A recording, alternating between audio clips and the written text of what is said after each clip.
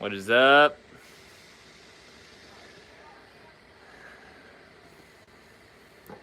See if anybody jumps on here. What is up, my friend? Hurley Gonzalez. Good to see you. Oh, I need to move, apparently. What's up, everybody? Hope you're all well. Good to see you. I just did a coaching, and I'm kind of in coaching mode, so I thought that I'd do a quick Q&A. Hold on. Let's see here.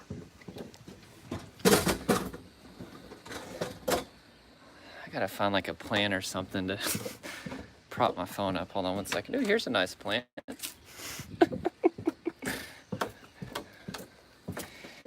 I just want to encourage you guys and help you out in any way that I can. Let's see if I can set this up, maybe like right here. There we go. All right.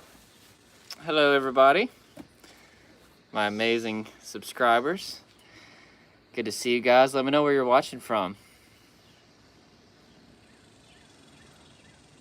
Mitchell Waylet. What's up, Mitchell? What's up, Schmoop Doop? Schmoopy Doop. What's up, Viola? What's up, Gain Nevada Stab? What's up, Ismail? Man, I'm so sorry that you feel like you don't feel any hope. Tell me what's going on, Ismail, and I'll do my best to help you out. South African comedian, what's up? Good question. So what's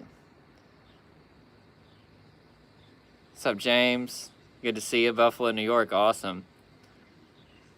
What's up, FON Ronnie?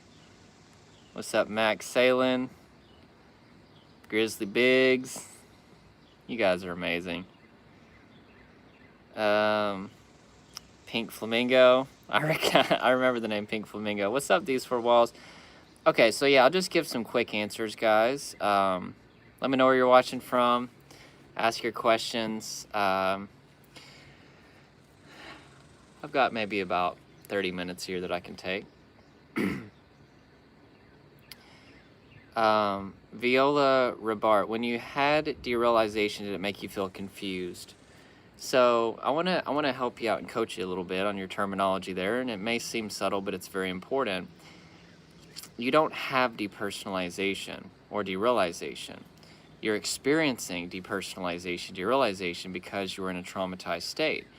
Depersonalization, derealization, I'll just call them DPDR, are trauma coping mechanisms. So they're actually there to help you. They're like an airbag in a car. They're designed to create some distance between you and the source of all your stress and tension, which is either in your body or you feel overwhelmed, maybe by people or something in your environment. So thus, the defense there by your brain and nervous system is to make everything feel like a dream world. That's what derealization is.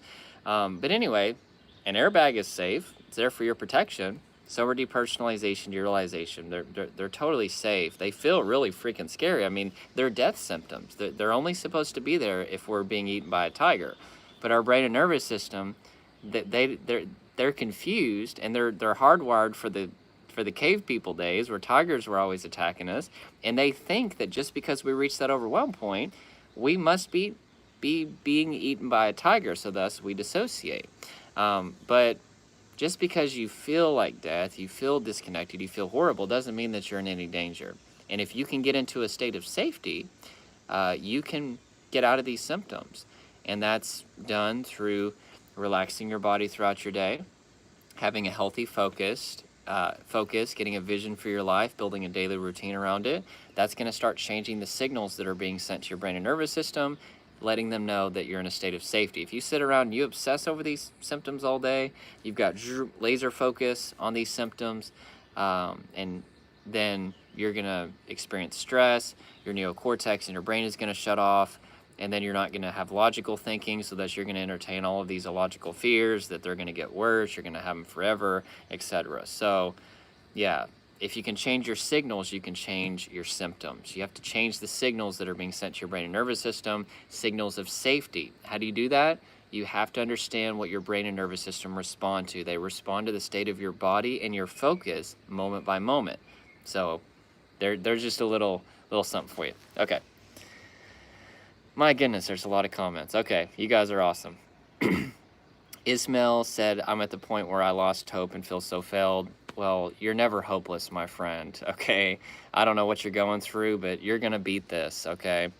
Just let me know what it is. South African comedian says, how long does it take to go away? And P.S. I watch all your videos. Well, it's awesome that you watch all my videos. Depends on what you're talking about. I'm going to assume that you're talking about DPDR. Oh, yeah, you said DPDR. Okay. You can't see DPDR or anxiety as something that is outside of your control. Like you're waiting on like a cold to process through your system, and then it's just going to go away on its own. You're doing things to keep yourself in the state, a traumatized state, that's keeping depersonalization, derealization around. So how long is it going to take for the symptoms to go away, whether it's stress, anxiety, or depersonalization, derealization?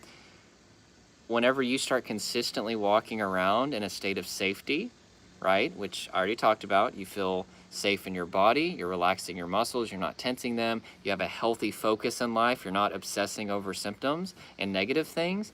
Well, over time, if you walk around in a state of safety, your brain and nervous system are going to eventually think, okay, this person is focusing on healthy things, they're living life as normal, and they're keeping their muscles relaxed. There must not be a tiger present. Let's shut off anxiety. Let's shut off depersonalization, derealization. You'll transition from a state of survival to a state of safety.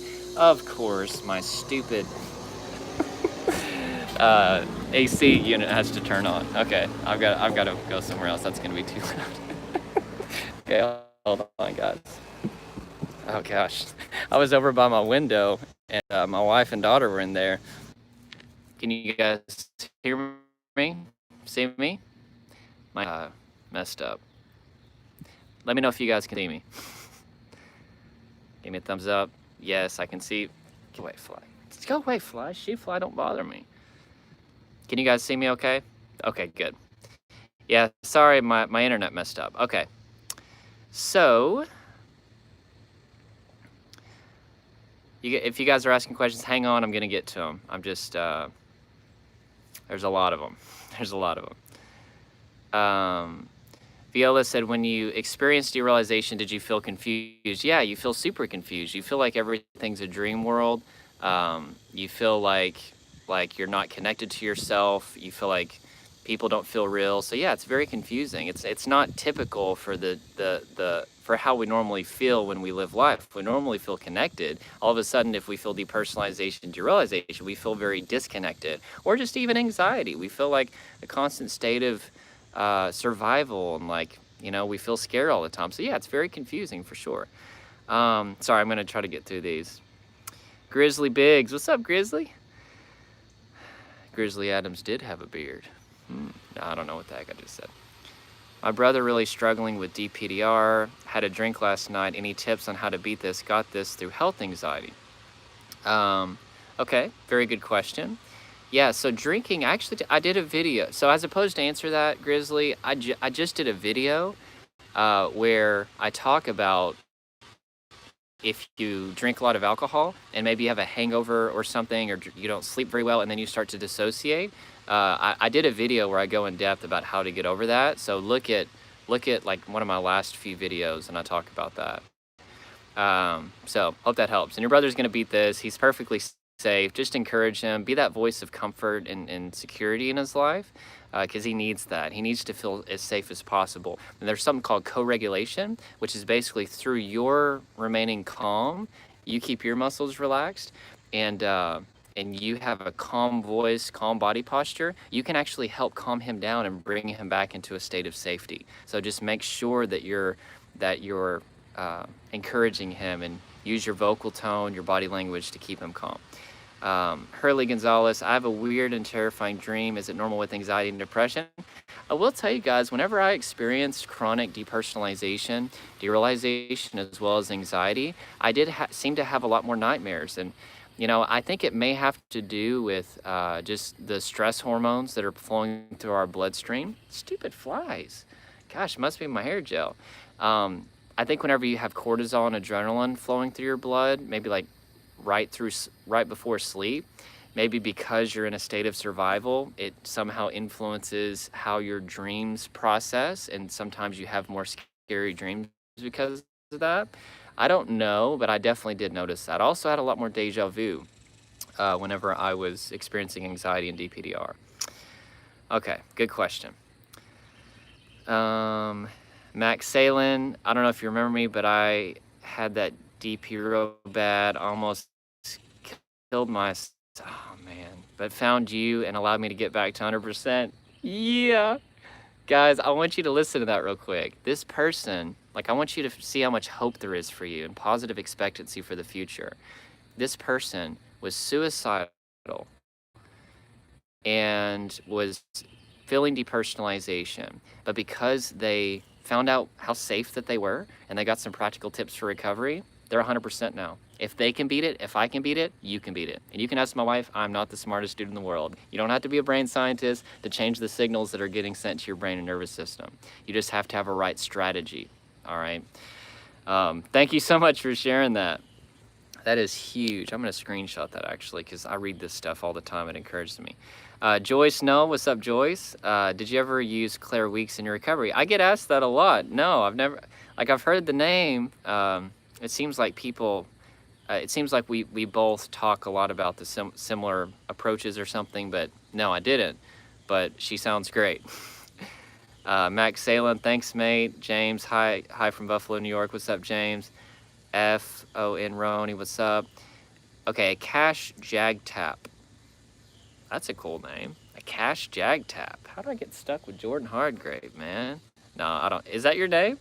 Cool, if it is. Can depersonalization come back? I want to give you a few clarifying statements before I answer that.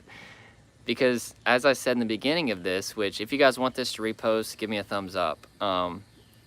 Click like on this, but depersonalization, derealization are in your control. So whenever somebody asks the question, can depersonalization, derealization come back? It's almost a statement of feeling like this, the symptoms are outside of your control.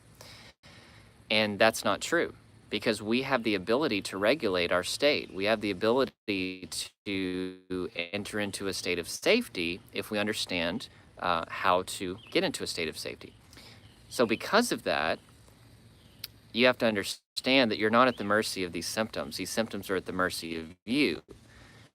So on a normal basis, okay, you can walk around in a state of safety, and you won't experience stress or depersonalization, derealization. Now, if a tiger was eating you, or if there was some sort of painful thing that was like life-threatening, I would kind of want to be dissociated and numb. That would be pretty sweet. I would be more than happy for the symptoms of DPDR to come back in that moment. But do they have to come back on a day-to-day basis whenever there is no tiger, whenever there is no life-threatening danger? Absolutely not.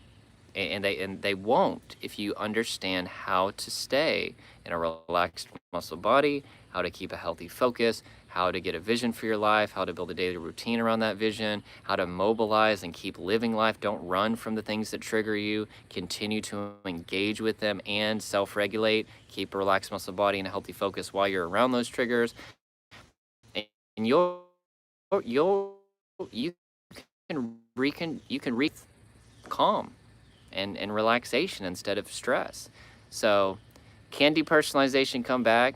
Yeah, if you were being eaten by a tiger or if you were in some sort of horrible situation, but if you know how to live in a state of safety, you don't have to worry about them coming back. No.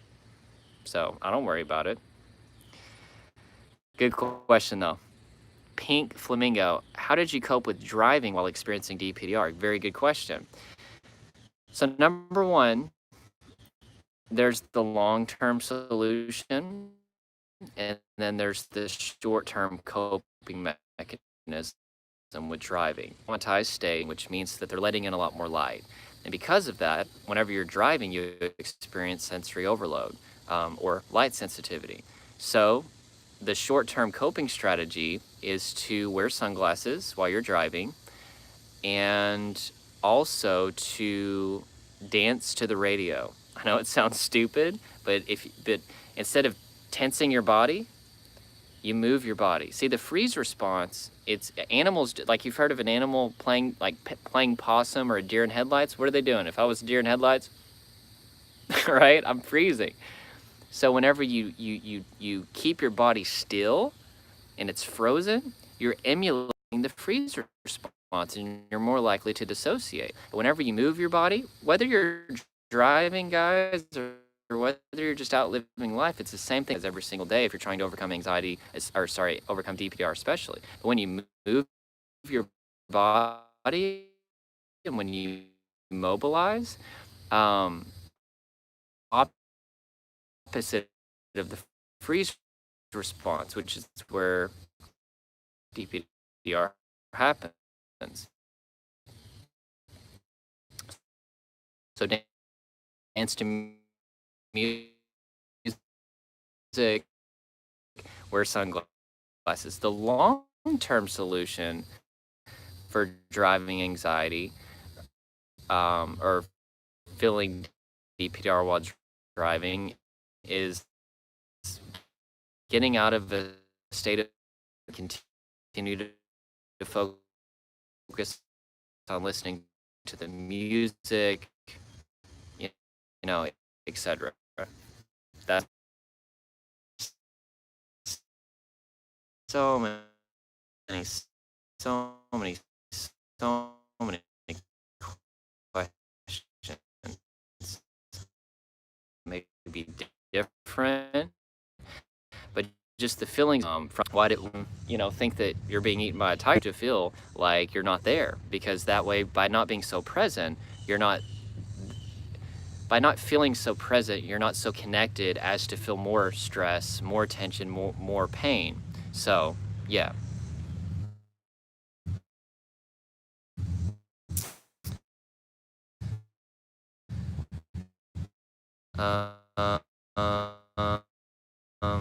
Here.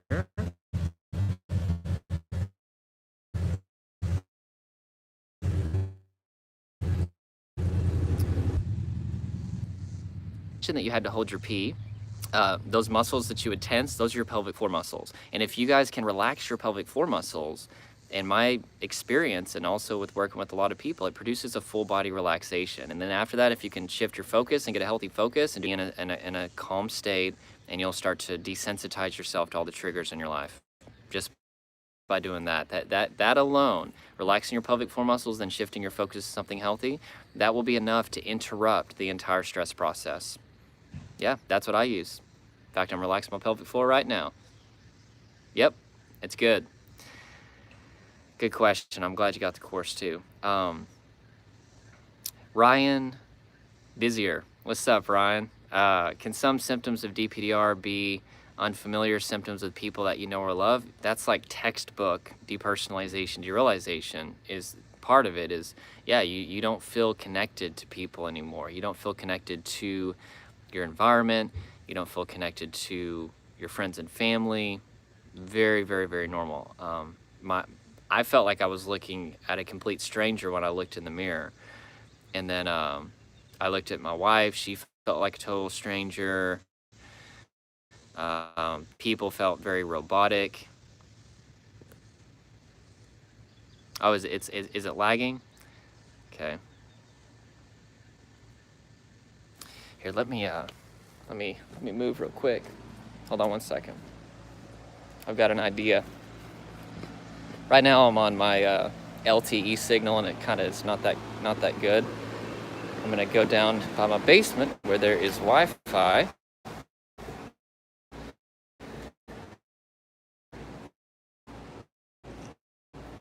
Okay, hold on a second, guys. It may go off for a second.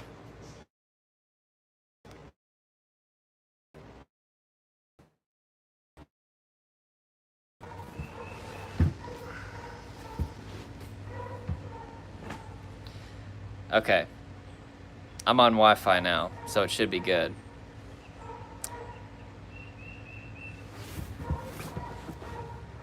Oh, my headphones shut off. Okay. Okay. Can you guys see me, hear me good okay? Maybe a little bit loud. Okay, cool. Okay, guys. Okay, awesome. Sorry about that.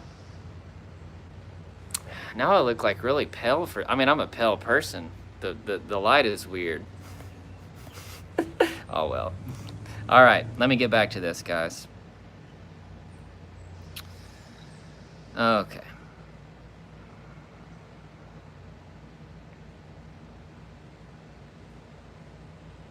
Yeah, hold off on the questions for a second if you guys don't mind. I got to get caught up. Andres Martinez, what's up? Good to see you. Shake It Yizak says save the video. I can do that for you guys. That's fine. I don't know though, because it's kind of a. My headphones went off. I've had to move like 10 times. But if you guys want me to save it, click like and I'll do it. If I get 20 likes, I will save this for you guys.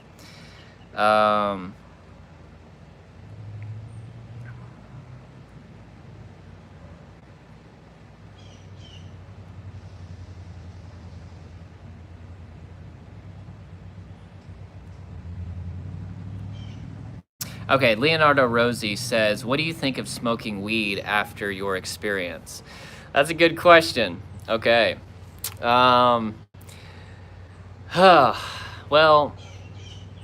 so if you guys don't know, what caused me to originally experience depersonalization, derealization, was I smoked a bunch of marijuana. And because I smoked a bunch of marijuana, I had a panic attack. I was over at some friend's house, and we were playing Guitar Hero, and I didn't have a tolerance towards marijuana, and I inhaled a whole bunch of it, and I held it, and I held it for like 30 seconds, and I was I was so high that I couldn't even like sit in the chair. And then a friend of mine came up and he messed with me, and he went over to where I was sitting and went, "Are you okay?" And he was like trying to mess with me, and I had deja vu. And whenever I experienced deja vu while I was high, it was very uncomfortable, and I panicked and my heart started pounding.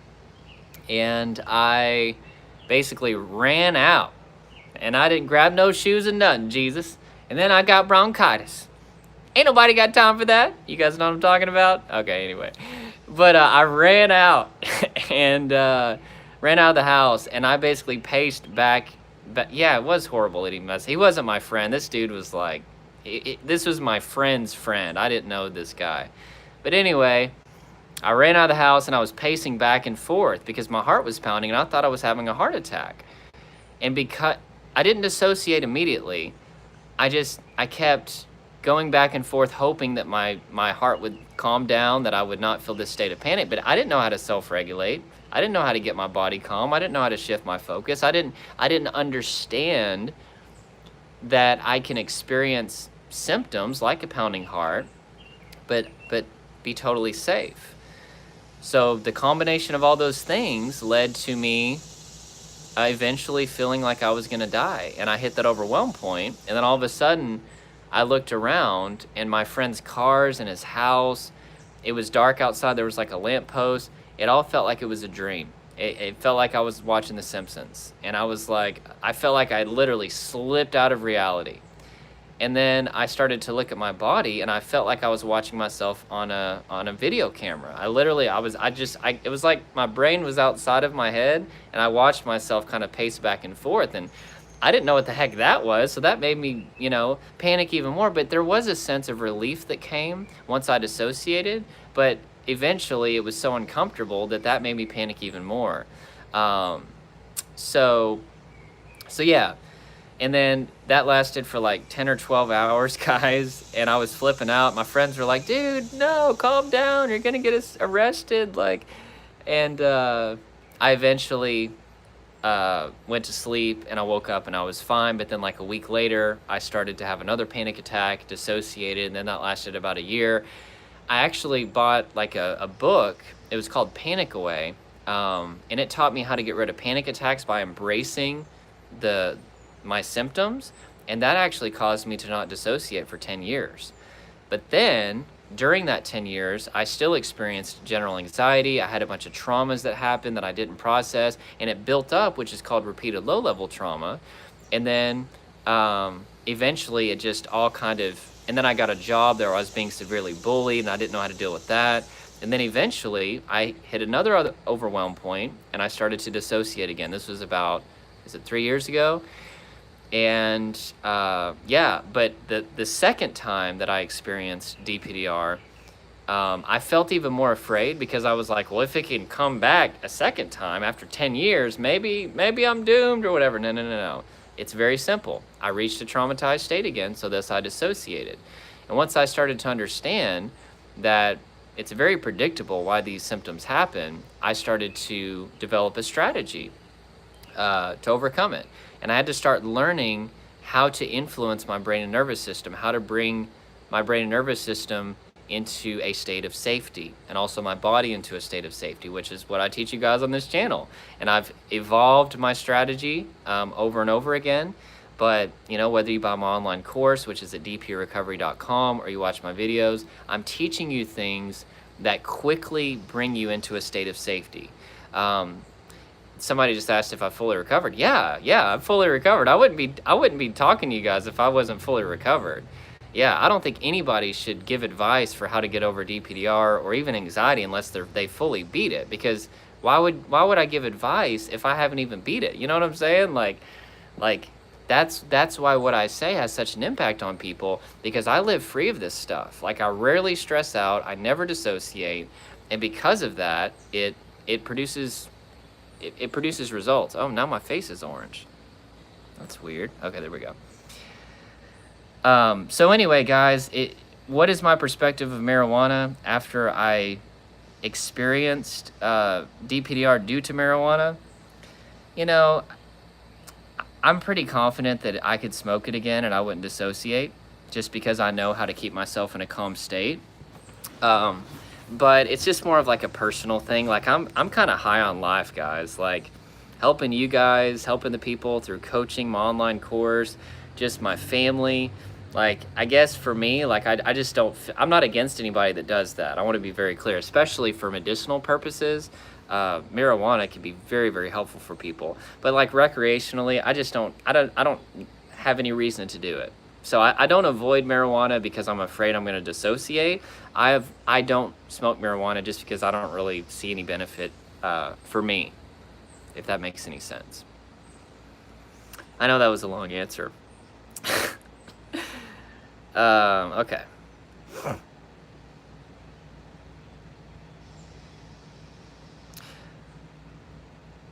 Oh, okay. So apparently I was breaking up whenever the person asked the question, is it possible that DPDR can make us go unconscious? You know, you want to talk to a doctor, mental health professional, but I will tell you this, that, you know, you may feel like you're not all there, but it's just the symptoms of DPDR. They're designed to make you feel like you're not present. So I know that you probably could have this fear that maybe you'll go unconscious. I had this fear that I was going to come out of my body. I literally, like, that terrified me. And that's part of what kept me in a state of being traumatized, which also kept DPDR turned on. And I had this fear that one day I was just going to bloop. During my coaching session, I found myself saying bloop, and the person that I was coaching called it out. They're like, you say bloop a lot. So apparently that's like my new thing, bloop.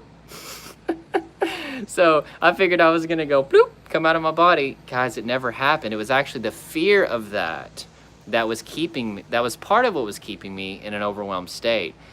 And anyway, so no, I don't think you're going to go unconscious because of DPDR. But it's important that you get a strategy, that you don't expect this stuff to go away on its own. You've got to be changing the signals that are being sent to your brain and nervous system through a body-based approach. You've got to change the state of your body moment by moment. You got to keep your body moving, and you've got to keep your muscles relaxed. And you've also got to keep your focus healthy, because your focus is very, very, very, very powerful. And if you focus on something negative, even if you're relaxing your body and moving your body throughout your day, you can still reach an overwhelm point. Let's see here.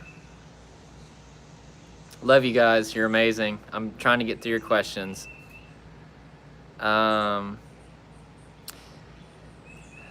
Okay, so Exhortify said to try meditation. I'll be honest with you, I don't suggest meditation. I do not suggest meditation during depersonalization, derealization recovery. You don't want to put too much focus on your body. So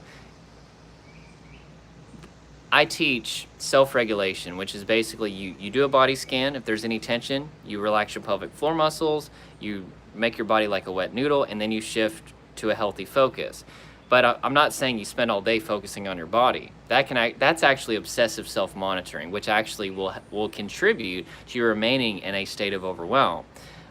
So self-regulation is the ability to keep your body relaxed and your focus healthy whenever you're triggered. A trigger is anything that causes your muscles to tense up. I've done plenty of videos about this, but we're constantly perceiving threats subconsciously because things in our immediate environment are similar to things that happened in the past, things that we see, taste, touch, feel, hear, etc. And we're subconsciously perceiving them to be a threat, and thus we start to tense our body. If we tense our body and we don't release that tension, and then we start to experience stress symptoms, and then we focus on the symptoms or fight them, we're going to end up hitting an overwhelm point and then dissociating. So self-regulation basically says whenever I experience these muscle tensions, there's this space of time before I become symptomatic where if I can release that tension and then change my focus to something healthy, I can interrupt this false perceived threat process. That's what self-regulation is.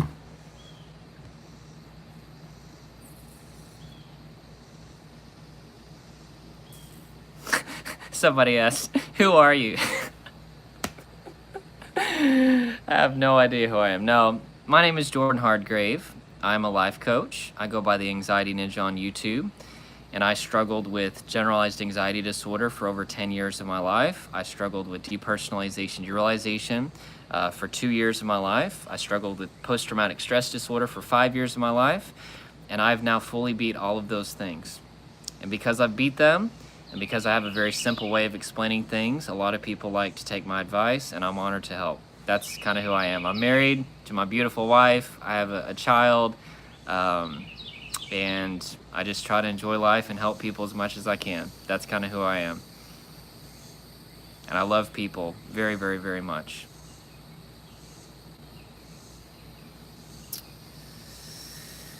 Okay.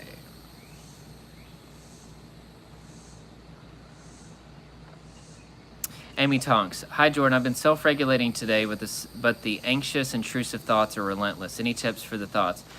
Very good question. So your thoughts, your emotions, and your behaviors are the byproduct of whatever state that your body and your focus are in moment by moment. So if you're, let's say that your body is relaxed, what are you doing with your focus? Do you have a vision written out for your life? Do you have 3-month goals, 6-month goals, and year goals that are designed to keep you moving forward to things that you're passionate about? I mean, most people skip this. Most people don't take the time to write out a vision for their life, and they wonder why they have trouble focusing on something healthy. But whenever you write out a vision, maybe you want to start a YouTube channel, maybe you want to write a book, maybe you want to start a new hobby, maybe you want to get more healthier mentally, physically, emotionally, spiritually, relationally, financially. Once you've written out that vision, and then you've broken that down into daily executable goals, all of a sudden you're going to relax your body, right? But then you're going to have something to focus on. So what I see with a lot of people is that they know how to relax their pelvic floor muscles, they know how to make their body like a wet noodle, right? Pretty simple. But yet they still don't have something in their life that is engaging enough that it can fully take their focus. And I'll tell you a story real quick. This was like, I'm almost 30, by the way. I'm going to be 30 in August of this year. So next month, woohoo! Whenever I was like 16, I used to work at Pizza Hut, okay? And I used to hold the sign outside of Pizza Hut. Yeah, good times. And I would listen to heavy metal music while I would hold the sign, and I would dance with the sign. Well, during this season, I was experiencing debilitating anxiety, okay? And I'll never forget, I went home and I was practicing with a piece of cardboard, pretending that it was a sign that I would hold a pizza. They would put like the specials, like 2 pizzas for $10 or whatever on the sign. And I had my heavy metal music in my headphones blaring. I had the sign in my hand and I acted like it was a guitar. And I was dancing and moving my body, and my mind was fully engaged on what I was doing. And I'll never forget, I spent like 30 minutes practicing for what I would do at work. And I realized for that 30 minutes, whenever I was moving my body and whenever I was focusing my attention on the music, I was fully free of anxiety, right? And I didn't know that my changing my physiology and changing my focus was what was responsible for the break in anxiety. So thus I couldn't form an intentional strategy with that understanding. But still, like, it was amazing to me. And there's a couple other stories I could tell you, but you got to change what you're doing with your body. Listen, guys, even like, I want you to relax your muscles whenever throughout your day. 200 times a day, do these body scans. If there's any tension, release your muscles. Release the tension in your muscles, then shift your focus. But if you don't want to do that, just do something different with your body. Even if you just move your arms up and down. Literally, I know it sounds silly, but you have to break the current conditioned response that you have. Right now, you're probably tensing up and you're getting into this frozen physiological posture. If you can even just go running or move your arms around or dance and then change your focus, that will be enough too. Now, I like to go for the full body relaxation. Well, I say that. I like to teach to relax your muscles before changing your focus, because to me, that's the quickest way to get into a calm state. But you've got to do something different with your body. If you're standing there frozen and then you're watching YouTube videos all day and Googling your symptoms and focusing on all these negative what-if scenarios, what if I always feel anxiety or DPDR? Your focus and your physiology, they have to be shifted. Regardless of what you do with them, they have to be shifted in order for you to start reconditioning your brain and nervous system to have a different response of what's happening. So, hope that makes sense. Somebody said, bless you. Oh, bless you. Rose's Beauty. I'm not a hero. You're the hero, Rose's Beauty, because you guys are the toughest people. Let me tell you something. Traumatized people are some of the toughest people that you're ever going to meet, because they have been through more stuff and they've survived. Like, I want to reframe your symptoms, okay? Don't see your symptoms as a sign that you're weak. See your symptoms, whether it be stress or dissociative symptoms, as a sign that you're tough, all right? You have adapted to very, very difficult circumstances, all right? And you're still here. You're still here. You're beating this. You're alive right now. You're surviving. But the problem is, you shouldn't have to adapt forever. You should eventually bring a resolution to the traumas in your life, to the state of stress, and learn how to get into a state of safety. But you shouldn't feel any shame for your symptoms, guys. They're actually proof that you have this amazing ability to adapt. So, there you go. Zachary Fuller said, buy his program. I had DPDR over a year, and his program explains everything. Oh, thank you, guys. Yeah, I do offer an online course. It's called Done with Depersonalization. You can go to dprecovery.com. Starting next week, I'm going to spend the next 3 weeks totally re-recording it, making it even more efficient. Right now, it's already changing people's lives, but I'm going to make it even more simple, more thorough, and I'm so excited about it, guys. If you want kind of more of a systematic approach to recovery, you also get access to my forum where I'll answer your questions within 72 hours. For a lot of people, that's what they need. But guys, in this video, even, you're getting the basics of recovery. But yeah, a lot of people are helped by that. Thanks for that comment. Okay, so Hiba Ahmed says, I was so skeptical of self-regulation because nothing was working, but it really works. Thank you so much, Jordan. I used to rely on thoughts to calm me down, but they wouldn't work eventually. Yes, exactly, guys. Let this comment from Hiba, which is a cool name, by the way, show you, like, We have a cognitive-based approach to recovery, which means that we're trying to think our way out of our symptoms, whether it be anxiety or depersonalization, derealization, also a lot of times depression, trauma. We're trying to think our way out. We're trying to talk our way out. Stress and trauma symptoms come from the automatic nervous system, okay? It's non-cognitive. All right, the same nervous system that's regulating your heartbeat and your breathing is the same nervous system that's producing stress and trauma symptoms, including dissociative symptoms. Can you think or talk your heartbeat or breathing to stop? No. So why do you think that you're going to beat DPDR or these existential fears or anxiety up here or talk it away? It's not going to happen. Our brain and nervous system are responding to the state of our body and the state of our focus moment by moment.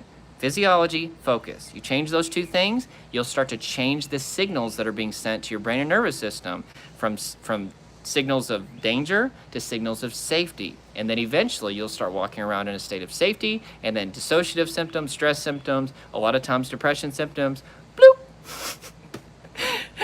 Bloop. That's my trademark. Nobody can take that. Bloop. Everything will shut off. I'm starting to sweat now because it's really hot here in Arkansas. Okay, yeah, hold on. I've got to take this jacket off, guys. Okay. But I sweat for you guys because I love you and you're worth it. You're worth every sweat drop that comes out of my brow. Was that funny? That wasn't funny. Okay, guys, I got time for a couple more here. Rose's Beauty says, oh, thank you. You made my life. Oh, you guys are the best. I love you. You're amazing. I'm trying to choose the questions that I answered that I think would be most beneficial for a lot of people.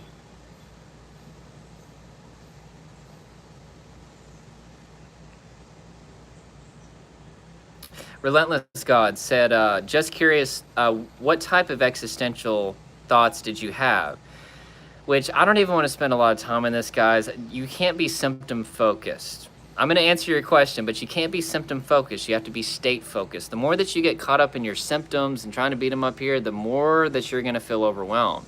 But I would basically fear, like I'm a Christian. I have faith-based beliefs, regardless of what you guys believe, Muslim, Buddhist, atheist, I don't care. Like, I'm never going to try to push religious or political views on this channel, so you don't have to worry about that. But I'm a person of faith, and I have objective beliefs about reality, about the world while we're here.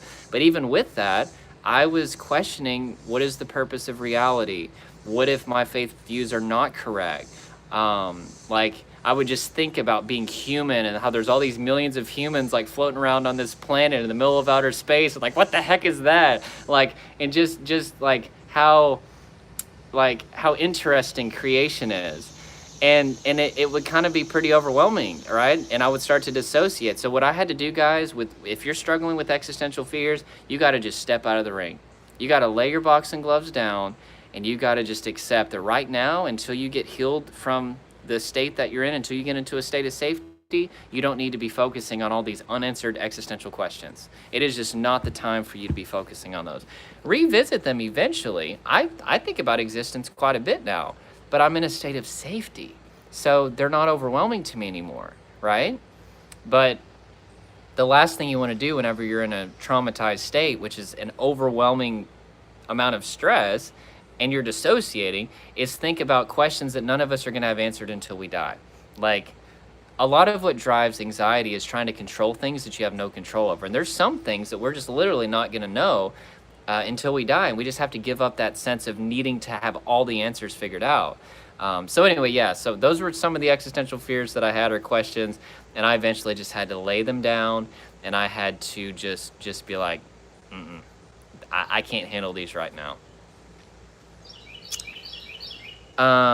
Chris Moore, you said, please answer the question about vision issues. Of course I will, my friend. Let me scroll back up if I can find it.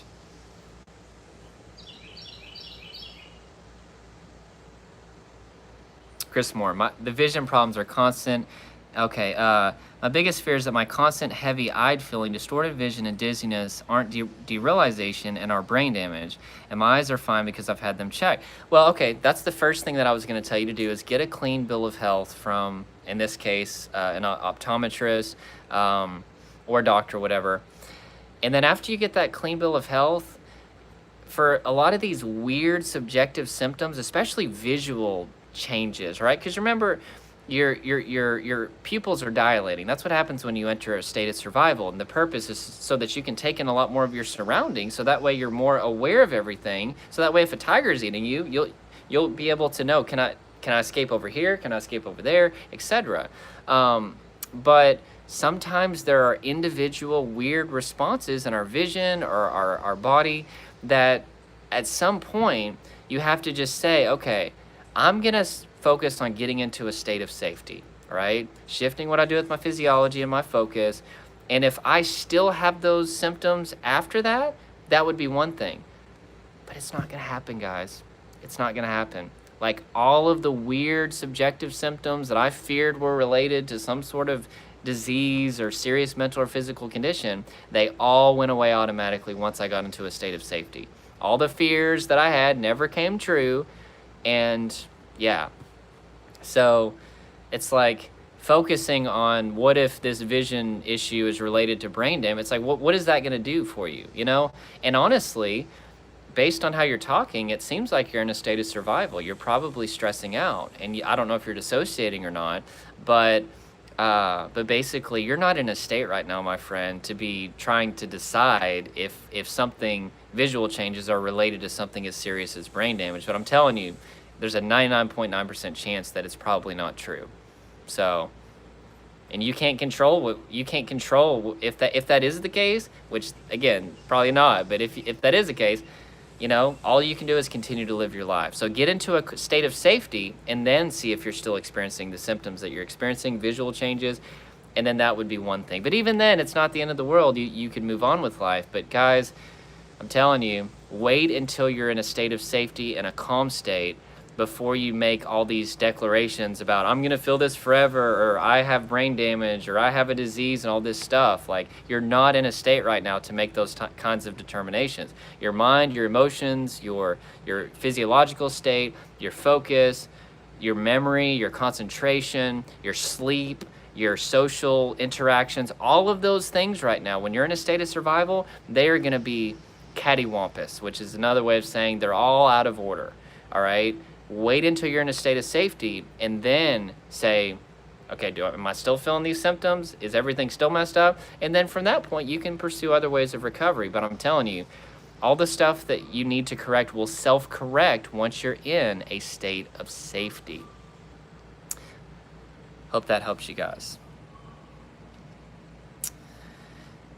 Okay, Exhortify says, what did it feel like when depersonalization was gone? That's a very, very, very good question.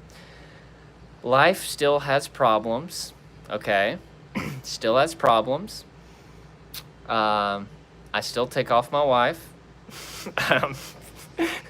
every now and then, you know, but you feel normal. You feel like you're yourself again. You feel like you're connected to reality again.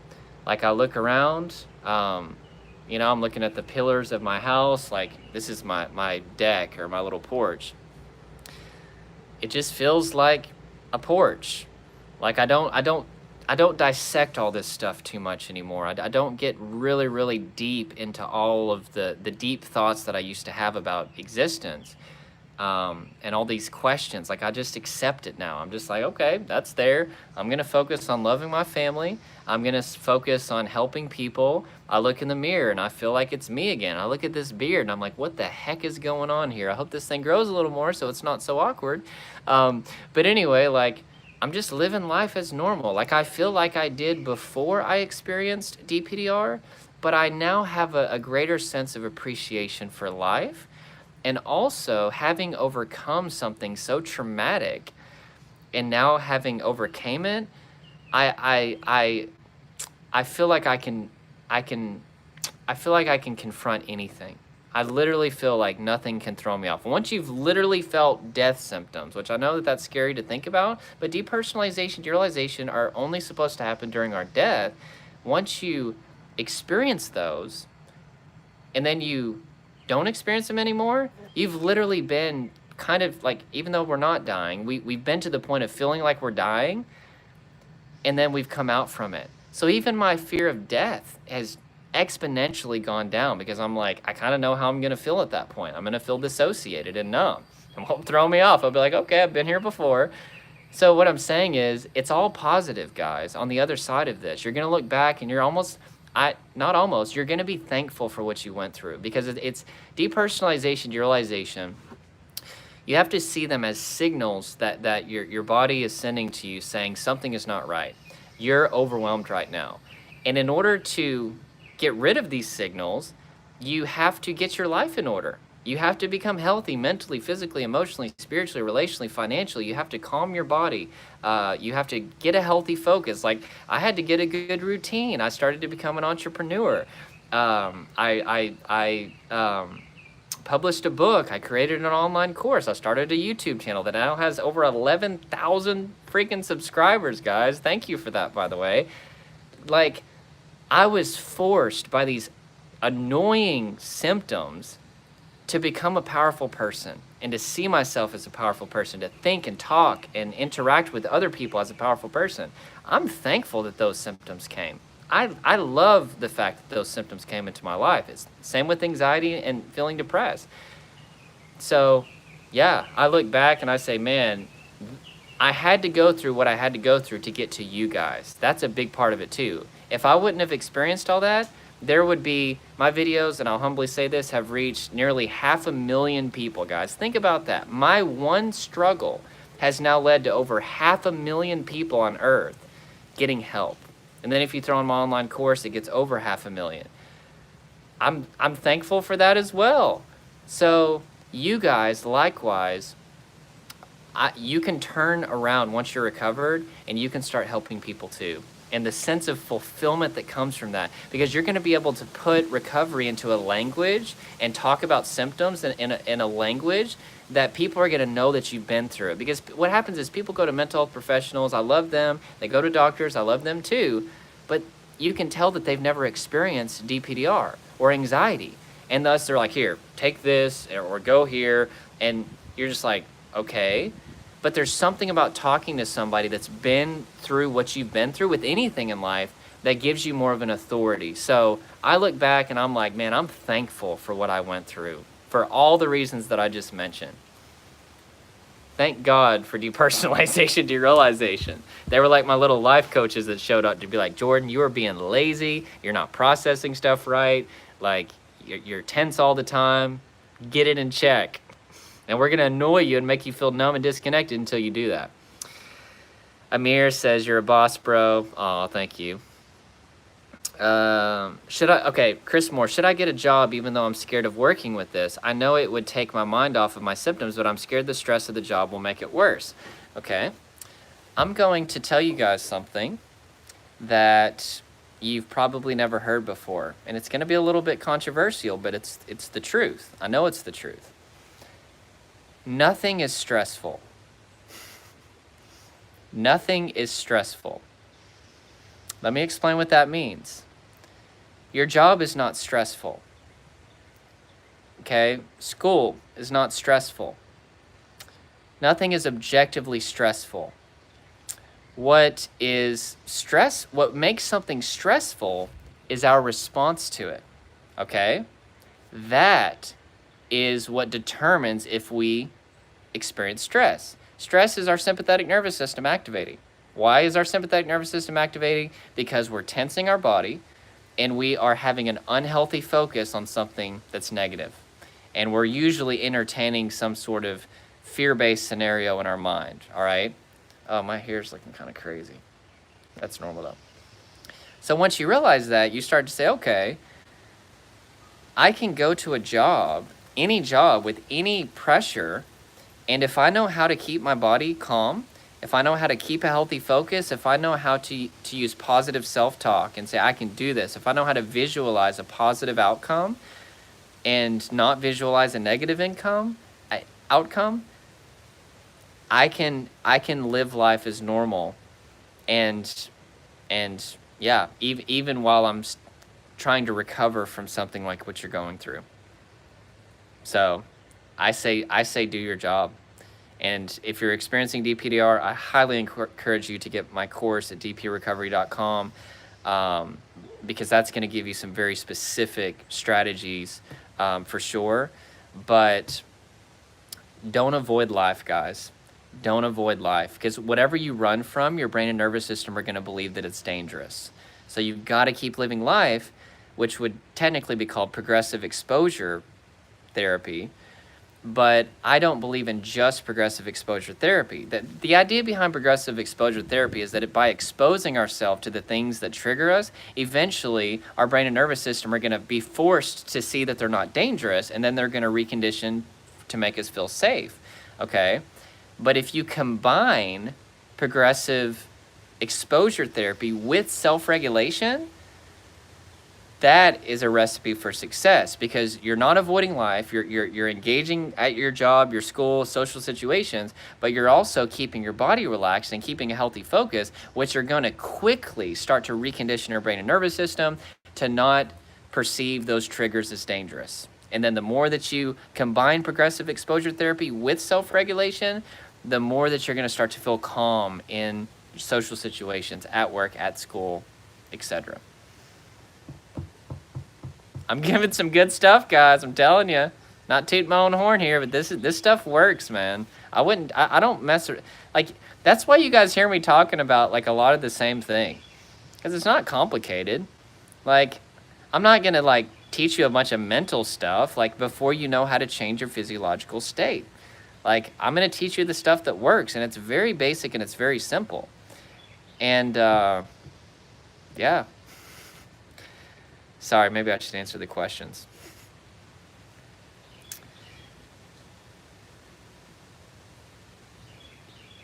Okay, so I'm going to answer this one. This is a bit of a sensitive one. I want to be very careful here how I say this. So, oh man, Toady, the user Toady says, "In what way is this a gift? My dad is dying from a brain tumor, and I can't feel emotions for him. I feel so cut off and sick." I'm so thankful that you told me about that. I know it's not easy. I couldn't even imagine what you're going through. Oh man. And whenever you hear that depersonalization and derealization are a gift, and you're going through something like that, or maybe somebody is just experiencing havoc in their relationships and their job and their school, their family, just their sleep, their life, their mental, physical, emotional health, you may be thinking, this is not a gift, this is a curse. But whenever, and I wish you all the best, okay, in that situation, and be strong, and just, I wish that I had some better advice than that, but just know that, you know, you're gonna overcome this. It's a tough season. But whenever I say depersonalization, derealization are a gift, what I'm speaking about is once you're on the other side, okay? Not during depersonalization, derealization, it feels like a curse, and it's not, but you feel so emotionally dead. You feel out of reality, out of your body. It feels horrible. I get that. But what it forces us to do is get healthy. And whenever we get healthy, we start to see ourselves as a powerful person. We start to learn how to keep our body calm and have a healthy focus. We get a vision for our life. Then we start to maybe help other people overcome what we were struggling with. And then we start to appreciate life more because of what we've gone through. At that point, after you're recovered, you start to see what you went through a different lens. You start to reframe it. Yeah, at the time it felt like a curse, but what it produced in me was being more resilient, more strong than I've ever been. And you start to see it as a gift, but not during what you're going through, if that makes sense. But even, you know, your dad is experiencing a brain tumor. Gosh, again, I wish you just, I hope that he recovers from that, and I wish you all the best. So you've reached an overwhelm point, reasonably so. So your brain and nervous system's way of helping mitigate how overwhelmed you feel is to maybe make you feel numb and disconnected. So even in this context, you have to understand that your brain and nervous system are trying to help you, even though it makes you feel even more worse. So that kind of maybe helps explain a little bit more. But thank you for sharing that with me, my friend. Oh, man.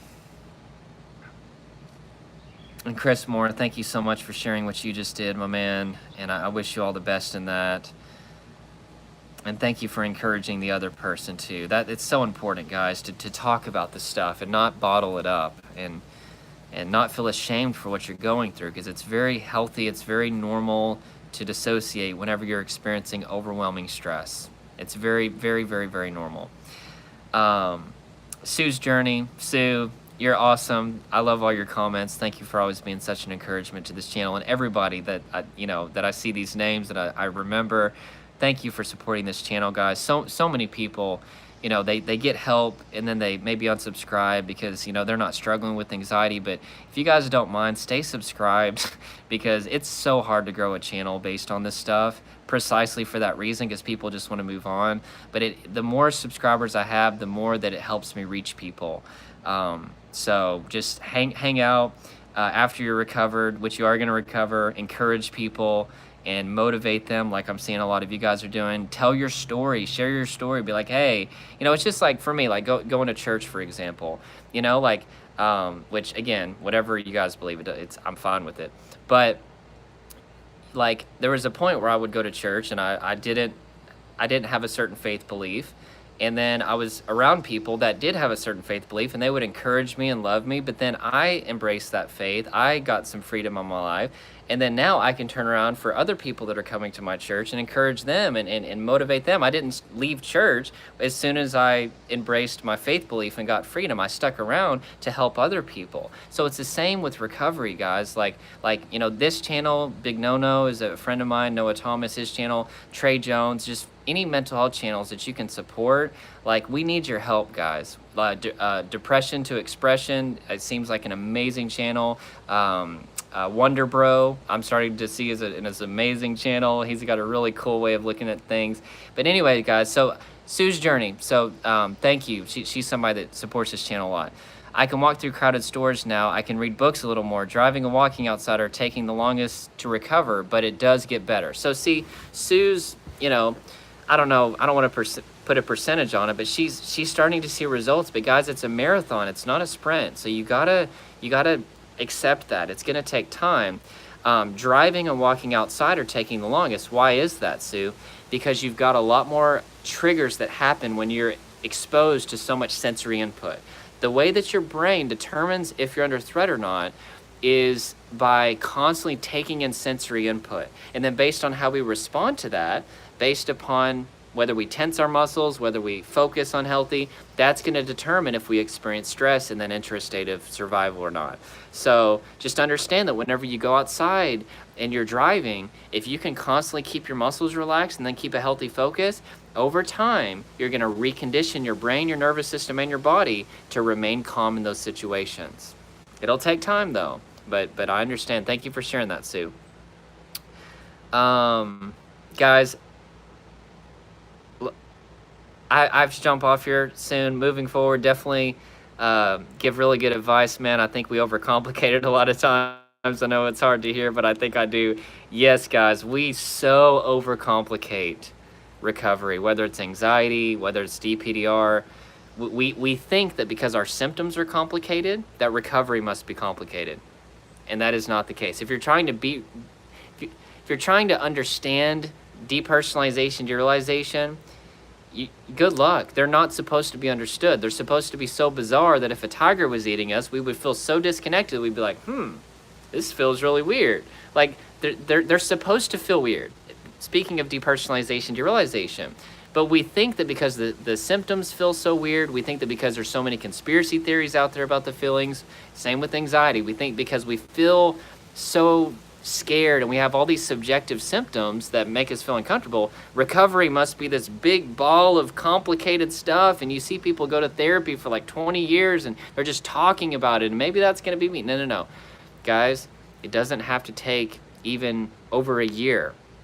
I'm not putting a time frame on the recovery, but it can happen, I'm not going to say fast, but as soon as you start to have a body-based approach, all right, you will start to see yourself, desensitize yourself to triggers and start to feel your symptoms less and less, okay? Not putting a time frame on it.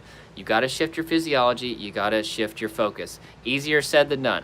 100%, guys. Like, it's taken me years to get to the point where I literally never stress except for every now and then. Never dissociate, of course, but as far as stress goes, literally, like I stabbed myself with a knife accidentally the other day. Never stressed at all. Like, had a horrible situation a few days ago. Didn't stress at all. Like, you guys can have the same thing, but it takes time to get to that point. But you can beat DPDR, and within a reasonable amount of time, and then start to experience stress less and less and less and less in a relatively quick amount of time, depending on how much work you're willing to put in. So, yeah. Guys, I got to jump off here. And if I missed your questions, I thank you. I thank you for sending them. Obviously, I would be here all day, and I got to get back to my family. I love you. You're all amazing. And Sneaker Flow says, your videos really help me. Oh, well, thank you, guys. Every subscriber, every like, every comment, all of that stuff means the world to me, guys, and it's the only way that this channel can go. Like, I was looking at a channel, this guy has like 13,000 subscribers, so more subscribers than me, but his videos get like 50, 100 views, rarely any comments, and I'm like, I don't want that, man. Like, the only way that I'm going to continue with this thing is if I engage with my audience, which is you guys, and if I'm knowing that I'm having an impact. I never want to just be putting out videos and not have this direct communication, which is why I'm doing more live videos, because I really want to increase that relationship with you guys. That's very important for your recovery as well. So you're going to beat what you're going through, guys. You will overcome it. You're a warrior. You're going to feel the connection to your family, to your loved ones. You're going to feel calm in social situations. You're going to feel connected to your body. You're going to feel connected to reality. You're going to be able to go back to work and back to school and all that stuff. You're going to get that back. You just simply have to give it time and have a strategy that changes the signals that are being sent to your brain and nervous system, signals of safety. If you can change your signals, you can change your symptoms.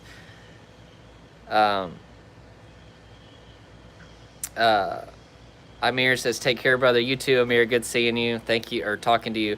Mitchell, thanks a lot. You help a ton. Thank you so much for your encouragement. If this helped, guys, like. Brett says, you help a lot. Chris Moore says, I appreciate what you've done for me more than you can imagine, man. That comment right there made this whole session worth it. Sue's Journey, have a great night. Hopefully more and more people find your channel. You're doing great work, Jordan. Thank you, Sue, for all your encouragement. It means the world. Hope you replay this. I missed it, Bonnie. Yeah, I'll go ahead and let this upload. That's fine. Roxanne says, thanks, Jordan. Keep doing this. You help so many. No problem, guys. My honor. And Relentless God, thanks for your questions. Good to see you. And, yep, I will let this replay. All right, guys. Peace. Bloop. Okay, yeah, save your questions for a different live stream. I'll be doing these more often, guys. All right, I got to go. Peace. Love you guys. You're going to beat this. Don't give up. We'll see you.